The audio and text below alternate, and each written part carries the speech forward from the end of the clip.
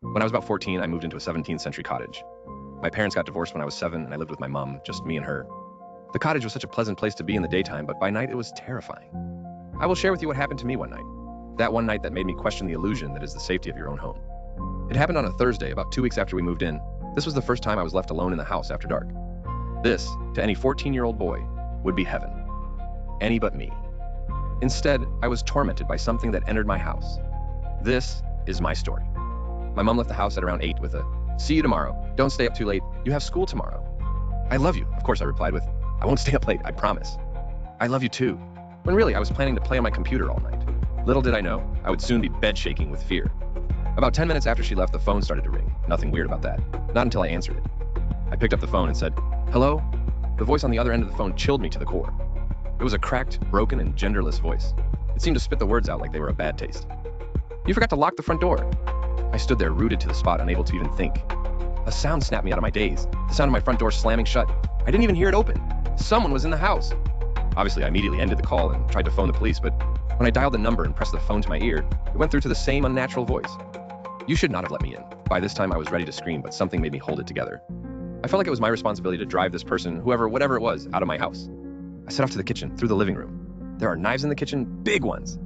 If that is not enough to scare away an intruder, there is nothing in my house that will. I made it to the kitchen and grabbed the biggest knife I could. I felt safer, but far from safe. No sooner had I picked up the knife, the phone rang again. I didn't want to answer it. I let it ring out. It rang again, but this time it did not stop. I cautiously made my way back to the phone, still brandishing the knife. "Hello?" I whimpered. "My knife is bigger. How could this unknown assailant see me? She must be in the kitchen." They saw me grab the knife. I turned on the spot to see my kitchen empty, apart from something lying on the wooden floor. As I drew closer, I saw that it was a school picture of me from the hallway.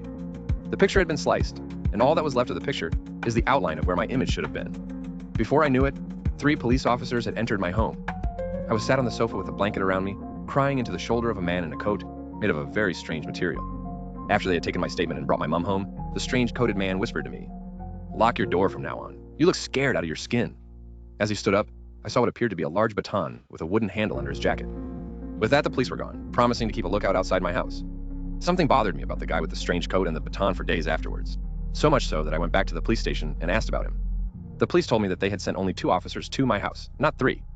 They thought that the strange coated man was a neighbor that had entered the house to lend a hand. I realize now that the baton with the wooden handle was actually a knife. His words, "scared out of your skin," he made me realize what the strange material his coat was made from. I froze when the truth finally sunk into my mind.